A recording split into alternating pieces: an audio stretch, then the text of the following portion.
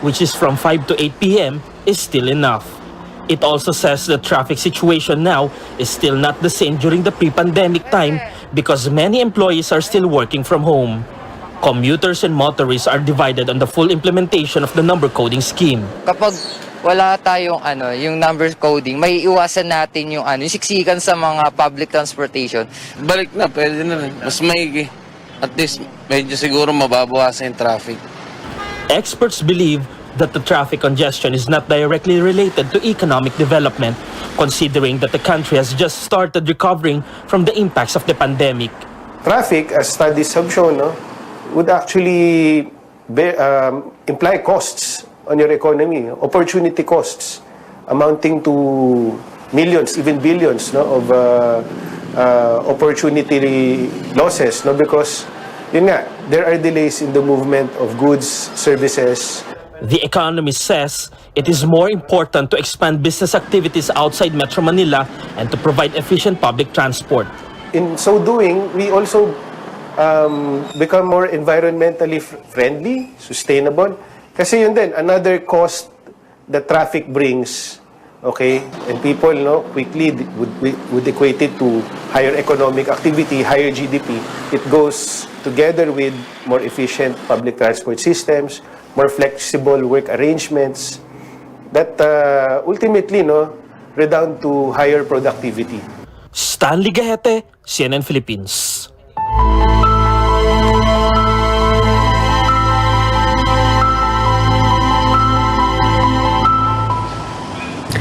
Hundreds of residents in Batangas were forced to leave their homes again as Taal volcano showed signs of unrest for the third time in 2 years. No escalation of alert level yet, but authorities are keeping watch. Tristan Odalo reports evacuees hope to go back home soon. PHIVOC says that it may take 2 weeks before they can decide on whether or not to downgrade or raise the alert level over Taal volcano. The agency adds that the possibility of raising it to alert level 4 is low for now, but local officials say that it's still too risky for evacuees to go home. Over 100 families are currently staying in Agoncillo Central School, one of the main evacuation sites in the town of Agoncillo, Batangas. Residents from Barangay Banyaga and Bilibinwang evacuated there because their houses are inside Taal volcano's 7-kilometer danger zone. It's the third time since 2020 that residents moved to temporary shelters due to Taal's volcanic unrest. Evacuees are hoping this will not be their new normal. Natataranta po ulit, parang yung nauna, tapos impake po ng damit, tapos ayun, likas na. Mahirap po, lalo na sa mga bata, tapos yung higaan po ay yung banig lang, tapos sa semento nga po. Siyempre hindi maiwasan kalimitan na magkasakit ganun. Tulad po sa akin, ako may asthma. Sana makauwi na ulit lahat, balik na lang sa normal at hindi na po maulit kasi mahirap po talaga. Women and children are the ones occupying the classrooms in Agoncillo Central, while the men are staying in their houses to secure their properties and livelihoods. The local government is also implementing window hours from 8 a.m. to 2 p.m. so that residents can check their belongings. Food is being provided for the evacuees by the local government. Charging and Wi-Fi stations have been put up as well. In Laurel Town, residents from 3 high-risk barangays have also been evacuated. Dinala po lahat po dito yung mga sasakyan. Tsaka po yung po mga contact po ng Laurel po na kunyari po mga jeep, truck, nagtulong-tulong naman po sila. Tsaka po yung barangay po ng Buso-Buso, Gulod, tsaka Bugaan is alam na po nila kung saan po sila puputang evacuation center po. Local officials say that campaigning is prohibited inside evacuation centers and that those who are willing to give assistance or donations can course it through the Philippine Red Cross. In Laurel, Batangas, Tristan Odalo, CNN Philippines. In a Senate hearing this morning, Agriculture Assistant Secretary Federico Lasiste admitted he received phone calls from what he says were big names trying to influence anti-smuggling operations. Meron po kasi nung mga hinuhuli ko sir, yung mga cases natin na nakaraan ng 2021, may mga tumatawag po kasi sa akin noon, mga matataas na tao. And, pero ang ginawa ko po doon, hindi ko na po inaksyonan. Instead, tinuloy pa rin namin yung paghuli at pagkaso. Senate President Tito Soto has asked for the names of those involved. Meantime, carrot farmers in Benguet say they're losing 2.5 million pesos every day because of smuggling. They say most buyers prefer carrots from China because these can be stored for up to 2 months, while local produce only lasts for 2 to 3 days. Soto says authorities should look into what chemicals are used on the carrots from China to extend their shelf life. Straight ahead on Newsnight, Senator Manny Pacquiao says he does not rule out withdrawing from the presidential race 5 weeks before the Filipino votes. And a shocking moment in Oscars history, actor Will Smith hits comedian Chris Rock after taking offense at a joke about his wife. Stay tuned to CNN Philippines.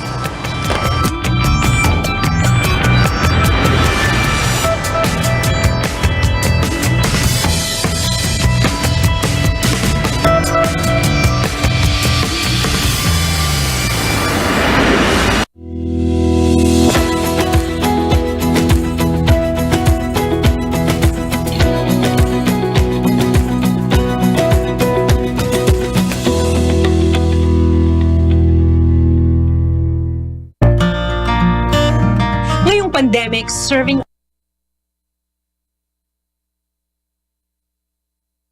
but always healthy with proper diet, exercise, and MX3 coffee mix to ignite my day.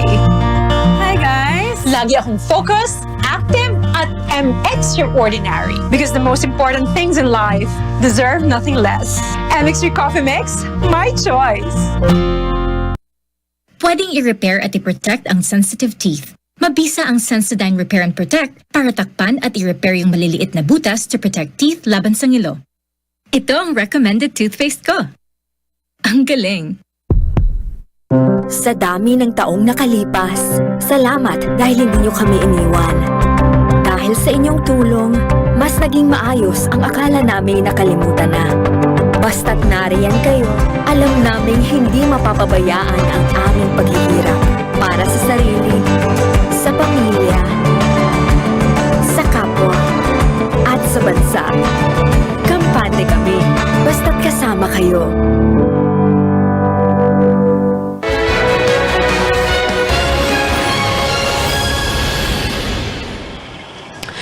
Welcome back to Newsnight, where we go above and beyond the headlines. Yet another close encounter with a Chinese Coast Guard vessel in Philippine waters. The Philippine Coast Guard reports the incident happened in Bajo de Masinloc on March 2nd. A Chinese vessel with bow number 3305 conducted a close-distance maneuvering of about 21 yards towards BRP Malabrigo.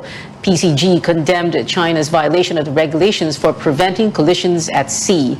In my interview on CNN Philippines special presentation, the Generals 2.0 late last year, then Coast Guard Commandant Admiral Leopoldo Laroya told us the Chinese Coast Guard ships are actually, or appear to be, Navy vessels.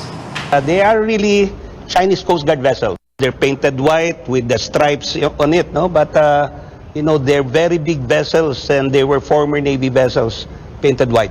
So the diplomacy here is that we use white vessels against white vessels because instead of invoking any aggression, it's more on maritime safety, law enforcement, and environmental protection. The latest incident marks the 4th time Philippine vessels had a close encounter with Chinese ships in disputed waters. The Japanese embassy reiterates its position against China, saying actions done by force or coercion are, quote, utterly unacceptable, unquote. After 5 years of scaled-down exercises largely attributed to President Duterte's policy and over 2 years of the global health crisis, the annual Balikatan War Games are back. David Santos tells us about the biggest joint U.S. and Philippine military drills in recent history. For days now, U.S. Air Force and Marine Corps aircraft flying in and out of Subic in Zambales. Out at sea, USS Miguel Keith moving logistics to shore for military operations. All these part of Balikatan 2022, said to be the biggest in recent years. This combined joint exercise is an opportunity for the United States and the Philippines to reaffirm our commitment to even more robust ties. Thus, sending a message to the world that the alliance between our countries is stronger than ever. The revitalized Balikatan is being held amid a backdrop of China's continuing aggression in the West Philippine Sea, as well as Russia's invasion of Ukraine. The annual war games forced to scale down since 2017 after an infuriated President Duterte threatened to cut defense relations with the U.S. as he pivoted to China and Russia. With the president soon out of Malacanang and a new administration sets in, the two allied forces now making up for missed opportunities. We are committed in our obligations in our mutual defense treaty. As military professionals, we're charged with being ready when our nations need us most. Close to 9,000 U.S. and Filipino troops will take part in this year's Balikatan that will include live fire exercises and maritime security and urban warfare operations, constantly enhancing joint defense in response to an ever-evolving security landscape. David Santos, CNN Philippines.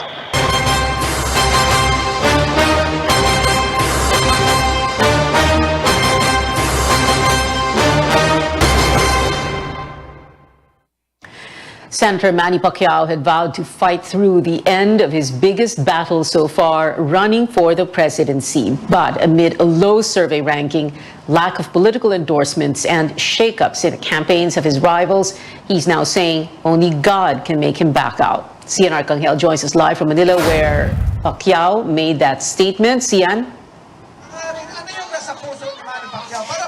Senator Manny Pacquiao says he's willing to shelve his candidacy if he gets a clear sign from God to back out. A devout born-again Christian, Pacquiao says he will not dispute any divine instruction that he might get from God about his presidential bid.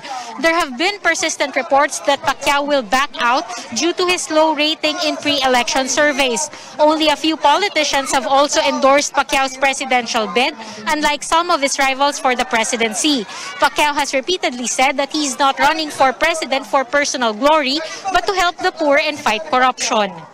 The only thing na pwede ako mag-decide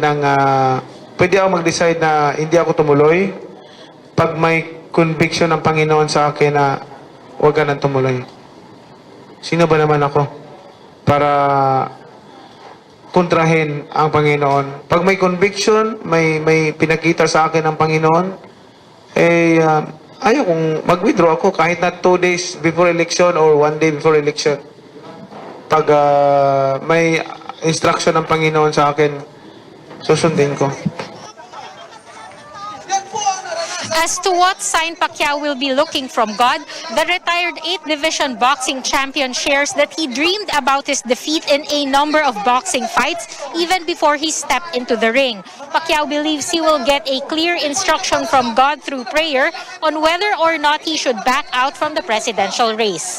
Many times nangyari sa buhay ko, yung mga talo ko, halos karamihan sa talo ko sa boxing,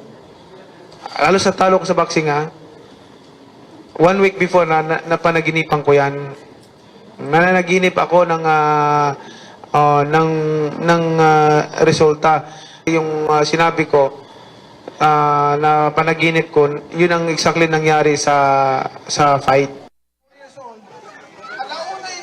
Pacquiao campaigned today in Manila, the bailiwick of another presidential candidate, Manila Mayor Isko Moreno. Pacquiao met with mayoralty candidate and former Manila Congressman Amado Bagaching before holding a dialogue with his supporters in San Andres Bukid. He is now in Baseco, Manila, where he is speaking to residents here. Pia? Cian, Senator Pacquiao talked about his wish to help residents affected by Taal volcano's unrest. What kind of assistance was he referring to? Senator Manny Pacquiao wants to send food and drinking water to the residents affected by Taal volcano's unrest as soon as possible. But he says he will seek the COMELEC's permission first about whether this is allowed because he doesn't want to be sued for any election-related offense. Pacquiao says that he has been helping a lot of people whenever calamity strikes, so he hopes to get the COMELEC's permission to help residents affected by Taal volcano's unrest. Pia? Cian Arcangel there reporting live from Manila. On to other presidential candidates. Manila Mayor Isko Moreno's political party, Acción Democrático, asks the Supreme Court for a certificate of finality on the Marcos family's unsettled estate taxes worth 203 billion pesos. Acción Democrático Chairman Ernesto Ramel Jr. says the party asked for the document to disprove the claims of Bongbong Marcos's campaign that the family's estate tax liability is pending in court. Marcos's spokesperson accused rivals of using the issue for their political gain. Leni Robredo in the province of Samar, where she vowed to make electricity cheaper in the area, she's looking to use renewable energy and to tap geothermal and hydro resources in Samar. Bongbong Marcos takes on Mindanao as more local officials there expressed support for Robredo. He held campaign rallies in Carmen Town in Cotabato, Buluan Town in Maguindanao, and Isulan Town in Sultan Kudarat today. Senator Ping Lacson says he's not feeling a drop in support from Mindanao, which is known as a bailiwick of his former party mate at Partido Reforma, Representative Pantaleon Bebot Alvarez. Alvarez shifted his support from Lacson to Robredo. Lacson is now thinking of changing his campaign tagline, which he says was Alvarez's idea. Now, kung hindi na para sa akin yon, since yan naman yung unang nag-concoct nung phrase na we need a leader, then probably I might reconsider changing or tweaking it. We're going to adopt probably something like we have a leader. Mas maganda, di ba? COMELEC gearing up for its second debate for presidential candidates. 9 of 10 bets, minus former Senator Bongbong Marcos, will again face off on Sunday, April 3rd, just 2 weeks after the PO body's first series of debates. The upcoming event will focus on government accountability, foreign relations, safety, and security. COMELEC's law department says it is studying if it can impose heftier sanctions on debate skippers on top of a ban from using the free eRally Facebook channel. Wala po tayong umiiral na batas na sinasabing, oy, lahat ng kandidato dapat haharap kayo sa presidential debate. Pag hindi kayo humarap, disqualified o kaya kulong na 1 hanggang 6 na taon. Wala po kasing ganun eh. Kung sa inyong palagay ay komportable kayo sa isang kandidato nyo na hindi humaharap sa debate, nasa inyo po ang desisyon. Kung sa inyong palagay naman, gusto nyo nakikita nakikipagbanggaan talaga ng talino at kagalingan ng inyong mga kandidato, bay abangan nyo po yung presidential debate. Madami tayong matututunan. Marcos did not attend COMELEC's first presidential debate. His running mate, Davao City Mayor Sara Duterte, was also absent from the vice presidential debate without providing a reason, while Buhay Party List Representative Lito Atienza skipped the event as he's recovering from knee surgery.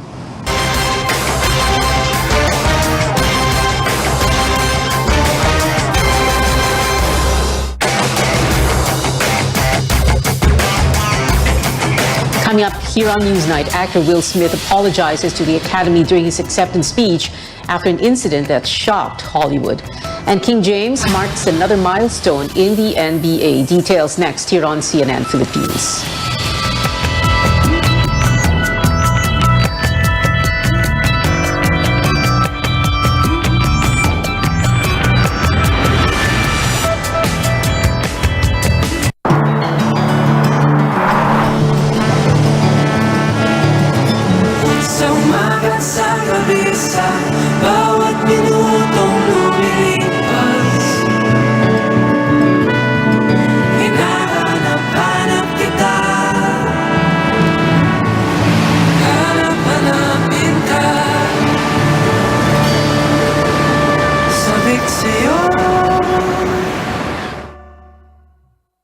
Tumagal tayo sa dilim, laman tayo ng nightlife.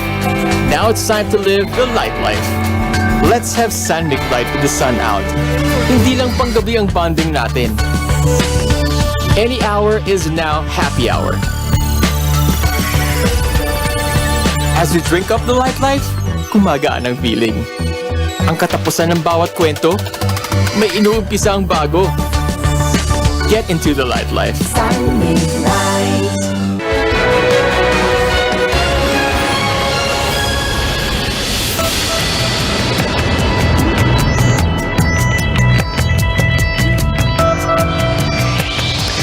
Welcome back to CNN Philippines. In sports, yet another milestone for King James, with the Lakers forward now second on the NBA's all-time field goals made list upon his 13th field goal in the game against the New Orleans Pelicans. LeBron James passed Karl Malone's record. The star player now has 13,530 FGs to his name. Field goals refer to shots that are not free throws. But it wasn't all wins for LeBron today, with the Lakers suffering their second straight loss. Back here at home, one of the stars of a hit K-drama Reply 1988 posted photographs of himself here in the Philippines. Lee Dong-wee, who played Ryu Dong-ryong on the show, captured some images in Rockwell, Makati, with the caption "Love" plus the Philippine flag emoji. Fans speculate the actor was in the country to film the Disney Plus drama Casino.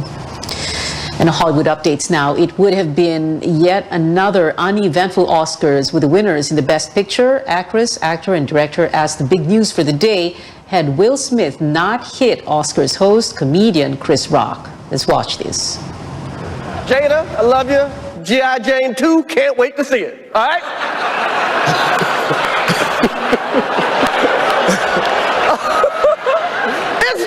That was a nice one. Okay. I'm out here. Richard. Oh, wow.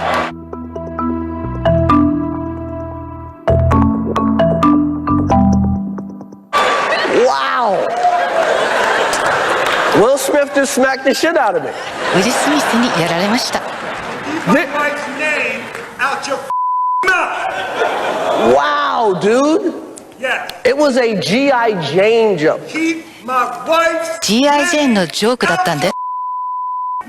I'm going to, okay? Okay. That was a greatest night in the history of television.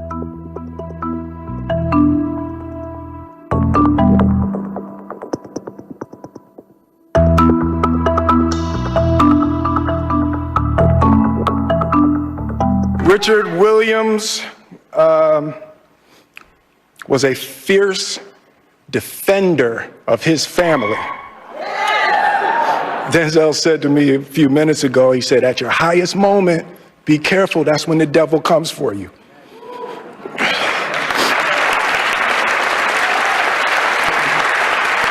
I want to apologize to the Academy. I want to apologize to all my fellow nominees. Thank you.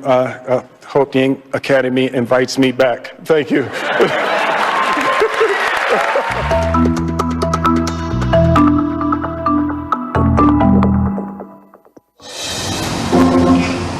The Academy has spoken out about the incident, saying it does not condone violence. No news yet on whether or not the actor will be made to return his Oscar. Now on to other Academy Award recipients. Among big winners was Coda, which took 3 prizes, including Best Picture and Adapted Screenplay. Disney's Encanto nabbed animated feature film. Both Will Smith and Jessica Chastain earned their first Oscar this year for actor and actress in a leading role. A wonderful highlight, though, Lady Gaga with wheelchair-bound Liza Minnelli presenting the Oscar for Best Picture. The pop star said she was honored to do this with a, quote, true show business legend, and continued for Liza when she began to fumble with her words. And that is it for tonight. Join me again on news.ph at 7 p.m. I'm Pia Ontiveros for Newsnight, where we go above and beyond the headlines.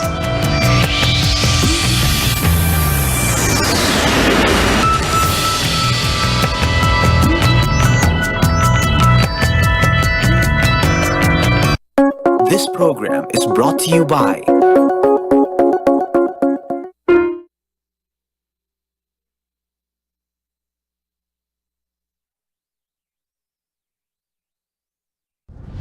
RPN Regional AM radio stations nationwide welcomes CNN Philippines, a first on radio, to bring you the latest news you can use, news you can trust.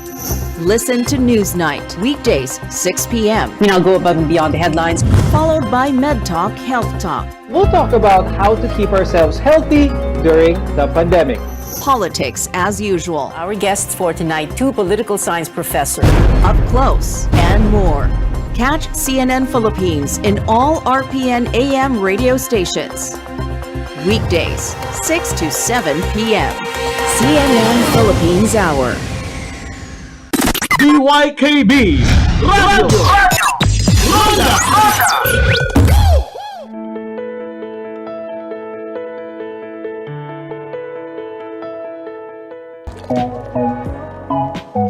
What is more familiar than that morning cup of coffee? For many of us, it's hard to imagine a day without it. But the health effects have been controversial. There are a number of benefits to it. Coffee is high in antioxidants, has essential nutrients, and protects against some diseases. But it also contains caffeine, which can cause anxiety and can even disrupt your sleep. So, should you be reaching for that fifth or even sixth cup of joe? On the program today, we'll talk more about the good and the bad of coffee. I'm Dr. Freddy Gomez, and welcome to MedTalk Health Talk on CNN Philippines.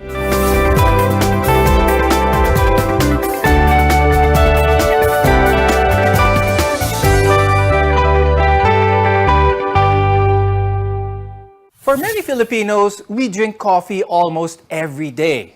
But our love for it has translated to an increase in our caffeine intake. Our guests are here today to tell us what this means for our health.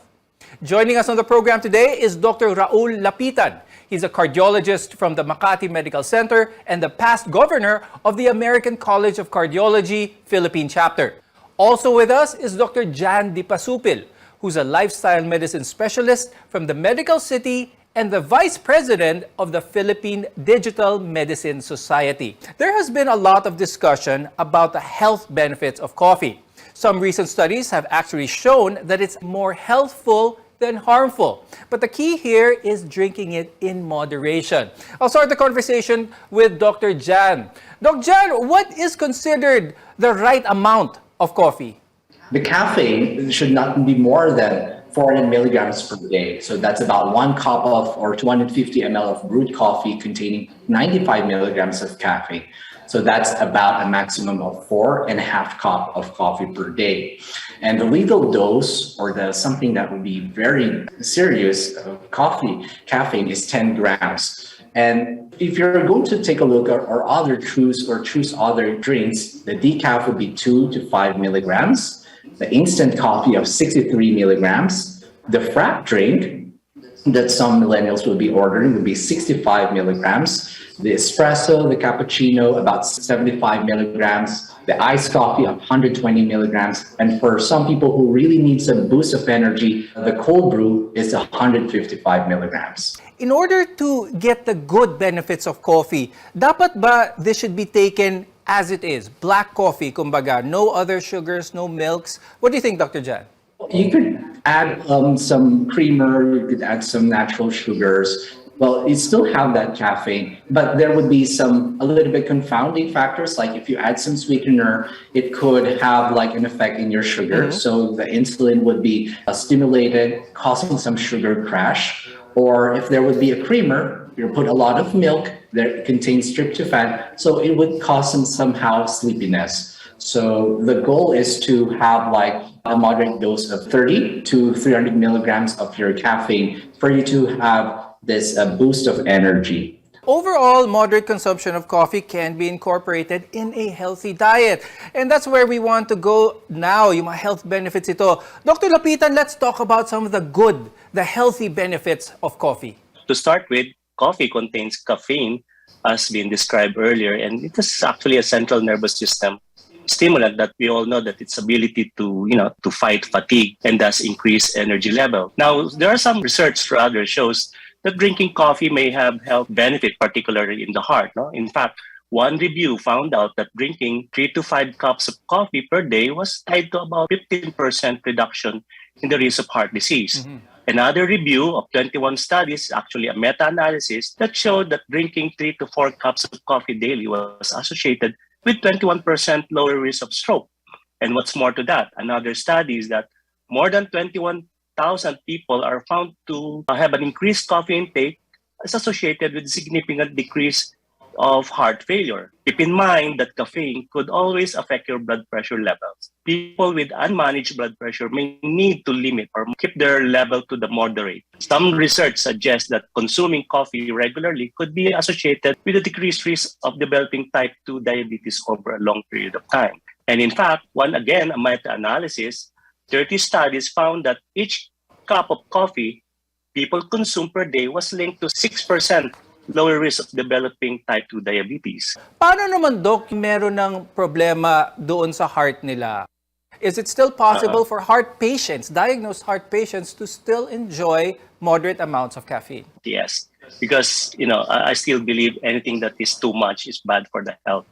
People who have already a pre-existing heart disease, does it mean they're not allowed to drink coffee in a moderate amount? No, they can. Okay? Because the principle behind that is that they found out that the coffee actually somehow can reduce the calcium deposits in the coronaries. So assuming if they have a pre-existing heart disease, that can even prevent worsening as long as they take the right amount of coffee. Speaking still in the line of the health benefits of coffee and caffeine in general, there are many side effects to drinking too much caffeine. We'll talk about what happens when you have too much on it later on the show. But now I'd like to ask Dr. Jan, is one of the benefits that a lot of people drink their coffee is to suppress their appetite.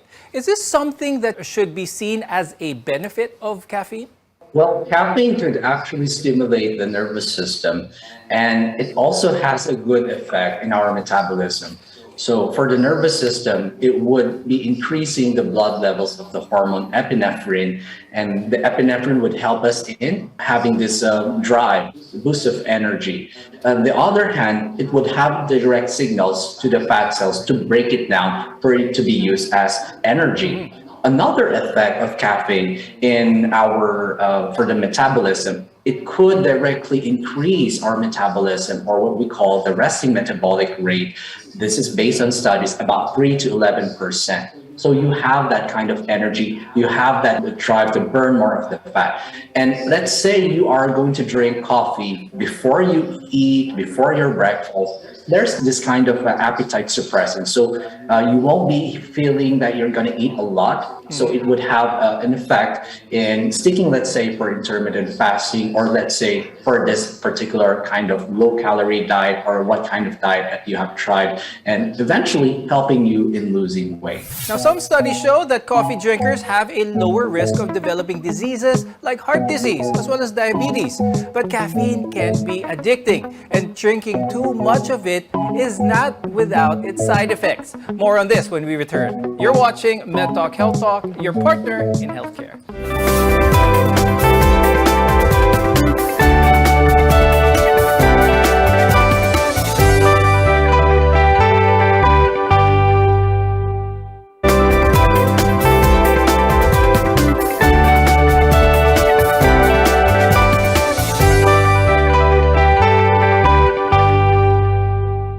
I'm Dr. Freddy Gomez, and welcome back to Med Talk Health Talk, where caring is our calling. Contrary to popular belief, coffee can be good for us. Just the right amount can support our brain health, boost our metabolism, and even reduce the risk of diabetes and heart disease.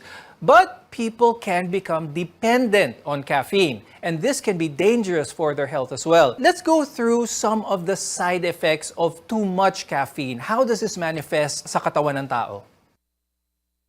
Too much of coffee can lead to, of course, we call it toxicity, which includes abdominal pain from hyperacidity, increased or fast heart rate, or worst case, arrhythmia.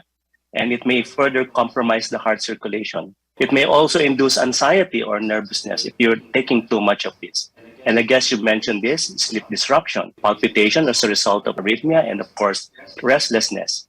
All of this also can lead to insomnia. Though caffeine's ability to help people to stay awake is one of its prized qualities, too much of caffeine can make it difficult for someone to get enough restorative sleep. Gastrointestinal tract is not actually exempted from this side effect because this coffee sometimes has a laxative effect due to release of gastrin, a hormone that stomach produces that speeds up the activity of the colon. It also increases the bowel movement or increase the peristalsis. The usual side effects of too much caffeine is jitterness, anxiety, and even panic attacks can happen. And if you're overstimulated at night, as mentioned, it can even cause insomnia. Now, I'd like to talk about that. Dr. Jan, tell us more about this because a lot of people like to have that cup of coffee after their dinner. So how does this contribute to their insomnia? Is this something bad? Is this something that they should avoid?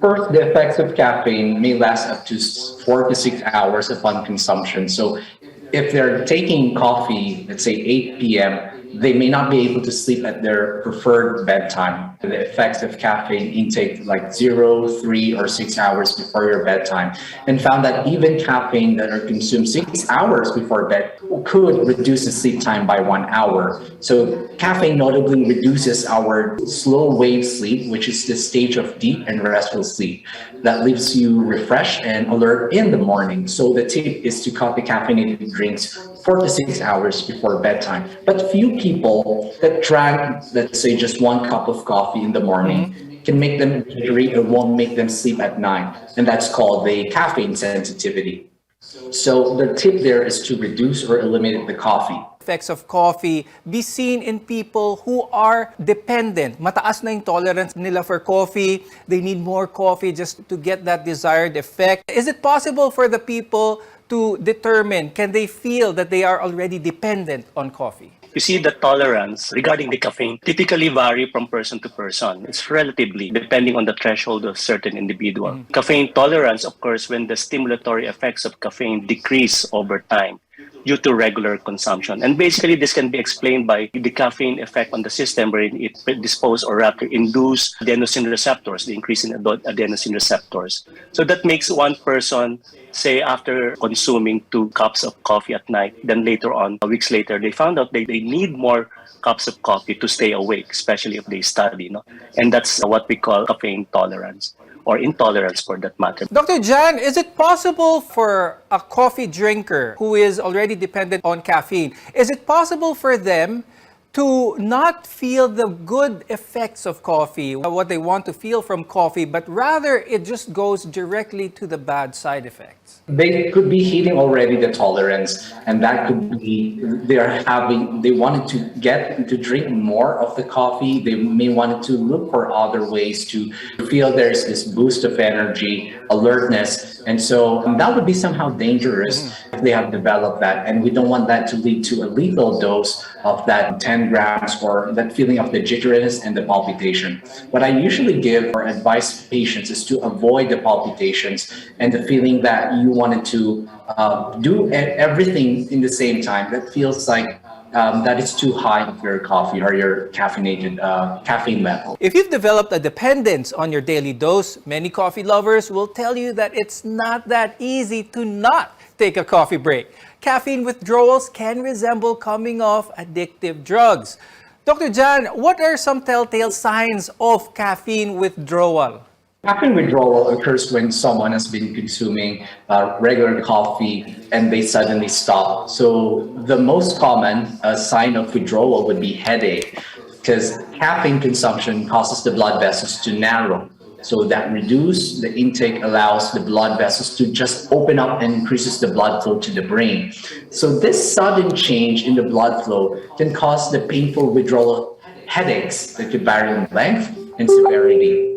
The other signs or symptoms of this caffeine withdrawal could be fatigue, anxiety. For this fatigue, the caffeine helps in increasing the alertness, but if you have removed it, this would be having the adenosine to have a function. This neurotransmitter can make you feel drowsy. Okay? It would have poor concentration. There's kind of feeling of depressed mood. And other symptoms would be low energy, irritability, and even some tremors that could range from 2 to 9 days. So these symptoms usually begin like 12 to 24 hours, that last consumption, that peak in 1 to 2 days. So what are the tried and tested ways to taper your caffeine intake? We'll talk about taking a coffee detox when we return. Your health is our mission here on MedTalk Health Talk. We'll be right back.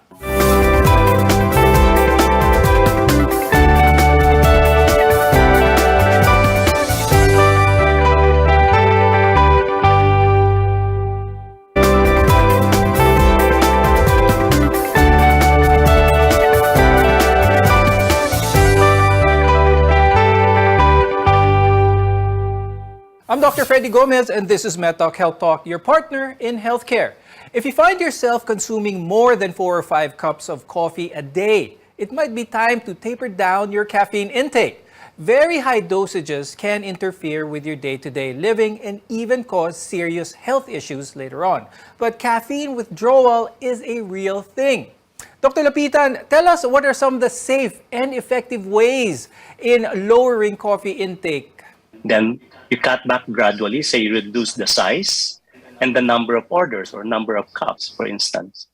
If there is a way for you to shift to a decaf, go ahead and proceed with decaf. Shorten your brew time or go herbal, meaning from coffee you can try, say, tea, although tea also has a caffeine but much less compared with your coffee. Never forget to check the label or the bottle of your coffee. And of course, the last thing is to drink more water than coffee.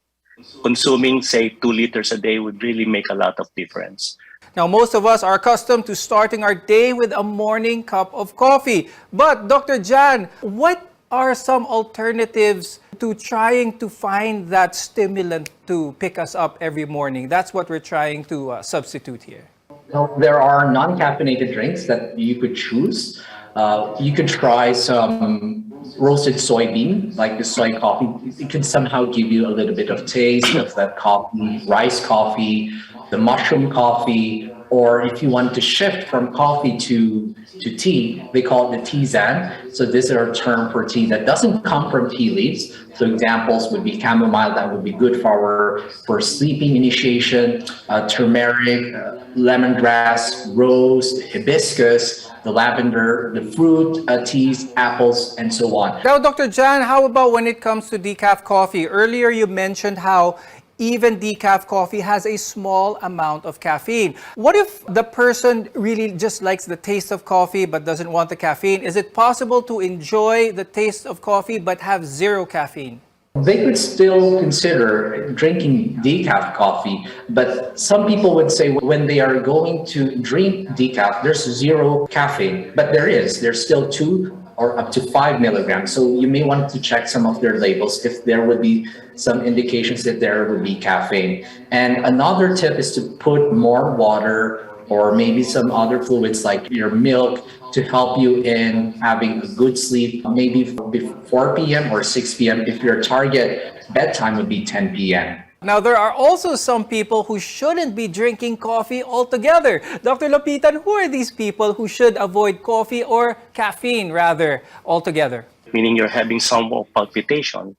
Because considering your caffeine is a purely stimulant, you further increase the heart rate and further push you to develop some form of arrhythmia. And those patients who are already having trouble with gastrointestinal tract, again, you try to avoid taking this caffeine containing because you further push yourself to develop more hyperacidity or gastritis and even ended up with loose bowel movement, things like that. For most of us, coffee can be a healthy part of our lifestyle. And as with most things in life, consume it in moderation to reap its long list of benefits. Thank you, cardiologist Dr. Raul Lapitan and lifestyle medicine specialist Dr. Jan Di Pasupil for being with us today and sharing with us your expertise. I'm Dr. Freddy Gomez, and thank you for watching MedTalk Health Talk on CNN Philippines. We'll see you again next time.